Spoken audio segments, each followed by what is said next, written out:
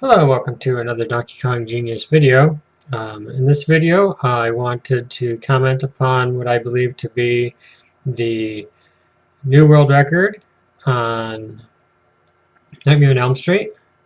I will say that I don't expect anybody else to think of it as the world record, only because there was glitching that took place in two segments of the game, and it originally, when I got to the end and did the calculation of the frame count and I had a 1610, I thought, oh my gosh, that's extraordinary. You know, I need to give this thing a watch through before I upload it. And I did. I watched through it and I realized that, well, for the first time, I had glitching using just one program on my computer. So what I had to do was I had to isolate those elements, and I created uh, segments that had pixel thresholds. So, for example, I will say this first. Like I said, I want to emphasize I don't expect anyone to think of this as the world record, although I will list it as such on my personal YouTube channel, because I know that this is faster, that I did faster than my 1616. So, but I'm not going to submit this. I don't even consider it submittable, just because of the amount of analysis I had to give to it to come to the conclusion that yes, I did this a little bit faster than my 1616 world record. So with that, I want to show you some photos. And this photo right here, as you can see, at this particular frame, the pixel threshold, that is from the beginning of the game all the way up until this point, being compared to my 1616 run. This run was about 7 seconds faster. I was 7 seconds ahead of my world record at this point. As you can see, it was a 13:33, and then for my 1616, it's a 13:40. So I was about 7 seconds ahead of schedule. All right, I don't know what my splits were, but that was exciting, and because I'd never gotten there that fast before, because I'd already gotten to where I was doing the game quick enough that I'd never gone as fast as I did last time. But I have a few to show you here. So with this is the first pixel. Using this pole right here, this is the end of segment 1. That is from the very beginning of the run all the way up until I reached this pixel. All right. This is my very first segment that I use, and I know that I can compare it to my 1616 because I have all the clear video footage for it. The next frame after this, or the next pixel just to the right, is the beginning of a glitched segment, which I have once again broken down from a very specific pixel that begins it and a very specific pixel that ends it. So I can compartmentalize the game. I can take those 3 segments that are good and I can put that data together, which I did, which I can show you right here. Okay, and hopefully this is big enough. In fact, I should probably take a quick look at that. It might not be big enough, but that's okay. All right, so I have segment 1, segment 2, and segment 3. These are the 3 segments of a good video, and then I have the 2 glitched segments in the beginning. So we're just going to take those 3, we're going to put those together and compare those segments in this run with the world record run. And in doing that, even though I was 7 seconds ahead at that point where I showed you, when I put all the segments together, I ended up with 4.72 right here, 4.72 faster. So I was excited about that, but then I needed to examine. I need to come up with a way for me to reasonably examine these glitched areas, which I'll show you where the beginning and end are for those. We looked at this one. This is the beginning of the first glitched section, and that ends right here. As soon as that bone is grabbed, that first 2000 animation that pops up. So from what I just showed to this point is a glitched segment. And thankfully, there isn't a lot of weird stuff going on. Where the strats aren't straightforward, there's a lot of forward movement that's buffered, and so just having it executed, generally it's really hard to lose and gain frames here and there, and I can't imagine gaining or losing any more than say 30 frames just moving around a little bit. So with me keeping that in mind, I said, okay, we're going to start with a base assumption, which is reasonable because of the general approach to these two areas. Thankfully, the glitched areas were in areas that didn't have a lot of things that were going on. They were very straightforward. So starting with a base assumption of, all right, so if we use the time of my 616 here, all right, and then take a look at to see if there were any major or minor events that I would need to take into account to modify that time. So basically what I did with this is I could pull this down here. All right, so I have these two glitched areas, but after looking at this, I'm like, okay, there's no way I did this faster. It must have dropped a lot of frames, added some, there was slowdown, there was speed up. It's completely unreliable. But I was able to have enough information based on the major events. For example, I died once in the first glitched area, and I died once in the second glitched area. So what I did was, and also I could get an accurate frame count from the moment that I lose animation control to the moment that I gain it through the elapsing of the death animation.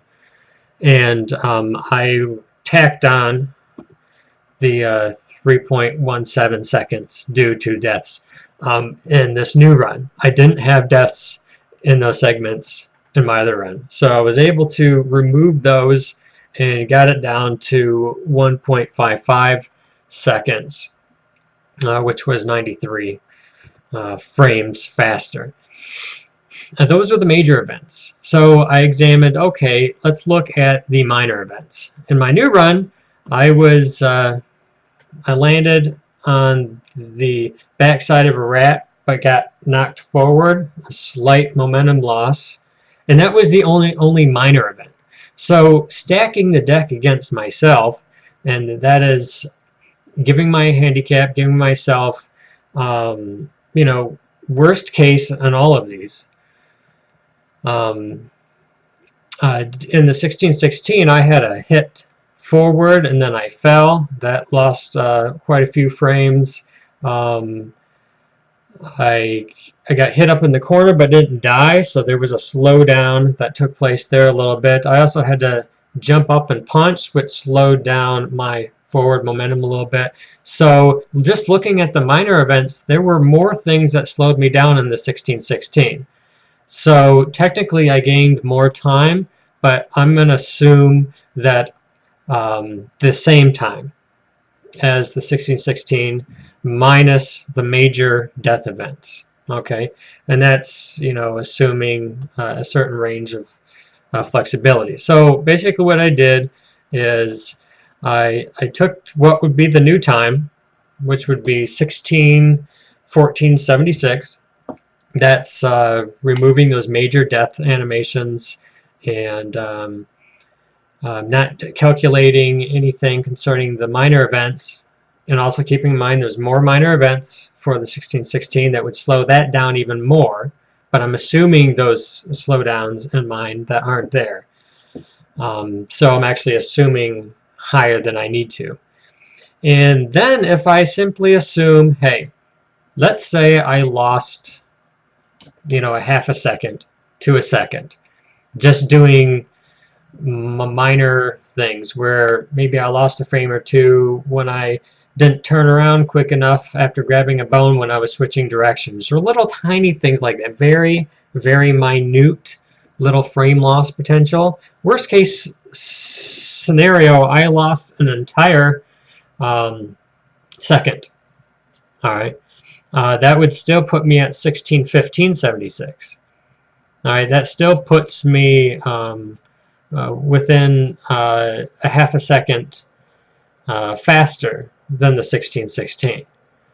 And I know I'm talking as one who had already analyzed all of this information, but I just wanted to show you what these thresholds were again, so that when you watch, you'll be able to see what particular pixel I was looking at. This is the first transition.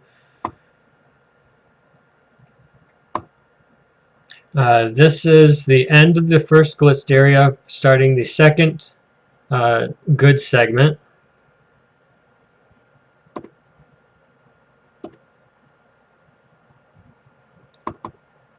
This is the pixel at the very beginning. I use this little dot right here. This is the last frame included in that second good segment. The next frame will be the first frame in the second glitched area. And then this is the last pixel of the second glitched area. And everything from here forward all the way to the end of the game is our final third segment. Alright, so we're going to look at that really quick. Alright, so we're going to go straight to those areas. Actually, while I'm giving... Alright, I was quite pleased with this boss fight here, because it does one bounce, two, and I killed him right there. So I mean that saved me a whole lot of time.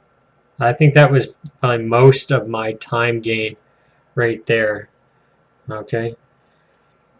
Alright, so let's go to what would be the first segment. Okay. Alright.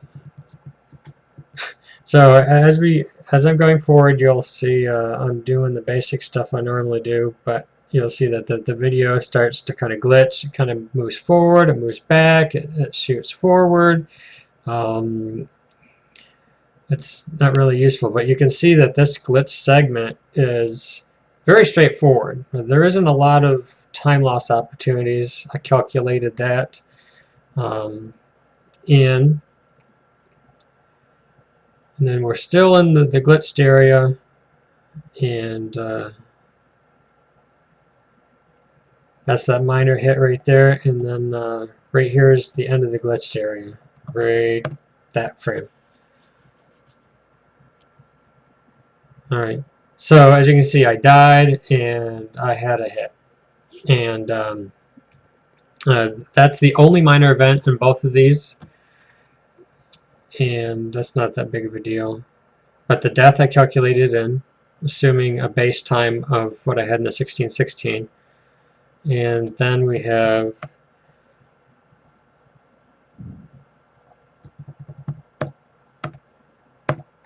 starting right here.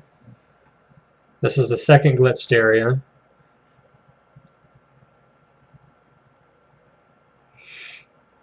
You see it's moving forward, backwards, shooting. Thankfully, both the death animations, there weren't any glitching in there, so I could get a good frame count without having to play to those places just to see. And you can see I was able to walk right through there, so I didn't have to jump up and hit him. Alright, so that ends that glitched area.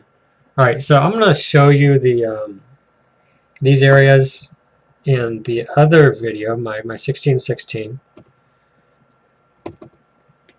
Right. So you can see I had, oops, that's not what I want.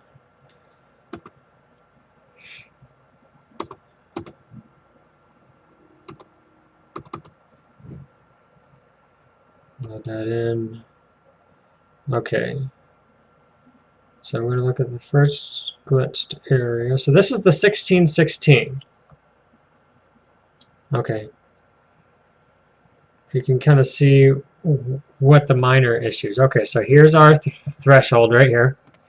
So this is what, in the 1616, what the glitched areas look like.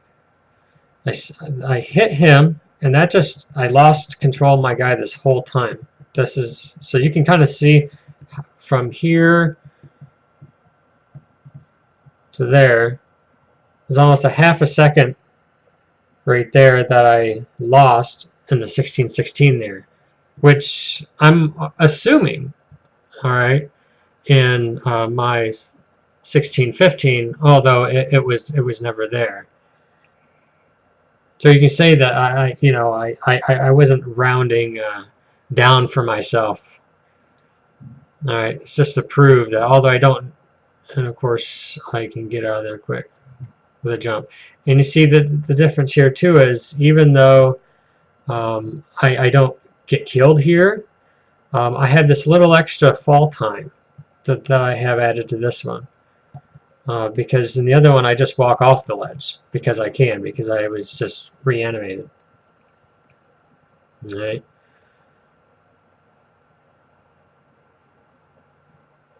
So I'm assuming the double punch, and you see right here I didn't get hit with the knock forward, but that's okay because we saw that in the first part of that we actually lost more time in the segment in the 1616 than I did in the 1615. All right, so with that, as you can see, I'm being extremely generous against myself, if I could say it that way, just because I want to make sure that if anybody wants to be convinced that I did it faster, then you have the information there. So of course we have this threshold again, this pixel, and we'll see what's in this one.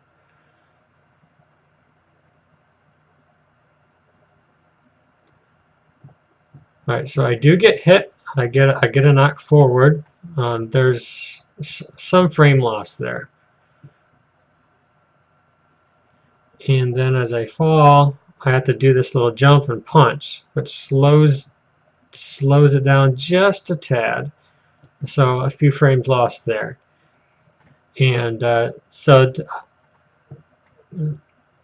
I calculated in that death, and I don't have that minor event with the punch up there.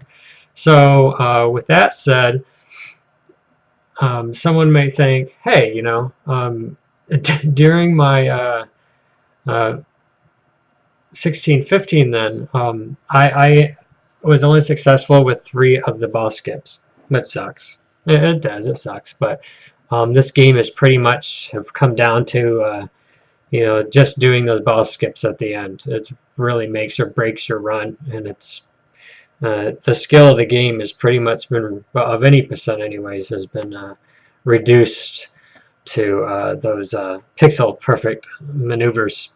So basically you just play the game out really fast, many times until you get all 5 of the skips, and you should have a pretty decent time. But in this one, I end up having to fight a bat and a ghost. But I had a fast Freddy, so the time that I lost on the Freddy during my other one, I end up losing like maybe 2 or 3 seconds just in the boss rush. I end up losing 2 or 3 seconds from what I had done. That's how bad the Freddy fight was in the 1616, and why I wanted to play it again, because you know, this game is about beating Freddy, so it doesn't make any sense for me to, you know, end it with such a bad Freddy fight, because this could have been that 1616 could have been a really good time. So with that, We'll just look at it again. Once again, I compartmentalized the videos. I took the 3 major segments that I could do comparisons. Those segments are according to pixel thresholds that um, that serve as a demarcation between each of those major segments. And I was able to look at the difference of those good segments, which was I was 4.72 seconds faster. And then I just added whatever time loss I had, comparing the blitzed areas, and removed that from that. Got the 1.55. I looked at the minor events. I noticed that the 1616 had more than I did, so I technically executed those with less errors in this 1615, and there's probably very little variance in frames gained or lost in these areas, just because a lot of the forward momentum is just a buffered speed, and there's very few frames to be gained or lost through just changing direction and you using the jump. It's pretty standard general strat. So with that said, given the fact that I executed those, I had fewer minor events that once after removing the major events, I did better with the minor ones. So I think a 16-14-76 is probably the starting range. And once again, if I actually add a whole second to myself, I'm at a 16-15-76. And that's with adding, when really I could be isolating these minor events further. Like I said, with that take, hit, forward, and fall there at the beginning I showed you, I mean, I lost control of my character for that whole fall, and I had to move back to the left. That was an entire half second lost, which I don't have in my 1615. So I'm reasonably like 99.9% sure that this is about a 1615 something, maybe a low 1615. So I'm just going to round it and call it a 1615. So I'm going to want to get a sub 1615 to beat this time. I think that's a reasonable goal for myself. And so if somebody ends up getting like a 16.11 or something like that, and you want to submit that to speedrun.com and call it a world record, you're more than welcome to do that. I want to keep this information available for people, and my video of my run available for people. And I'm reasonably convinced that this is faster. I've been able to isolate a lot of these variables and take them into account and be able to break them down into specific segments for comparison. And like I said, I'm about 99.9% certain that this is about a 1615 something, and that's what I'm posting it as. So I just wanted to make this commentary and show you why I am claiming this as the beating my 16-16-31, just so people have an explanation as to why. And I do plan on beating this, only because I want a really decent run where I get all the boss skips and the fast Freddy. And I think that if everything goes right, I think we could potentially see sub 16. That's very ambitious. That could accidentally happen. If I have a really, really good run, and then I get the 5 boss skips and the fast Freddy, then I think that is very possible. I don't know if I'll do it or want to do it, but we shall see. So thank you for watching and hanging there with all the data, which you may or may not have been able to see very well. But I hope that makes sense, and why I'm starting to ramble now. But how I isolated these factors and I'm convinced that last night I had, well, yeah, last night from before I made this video, the day before I made this video, that I achieved a time faster than the 1616 that I had. So just wanted to share that with you guys. I do appreciate you watching, and you have a good day.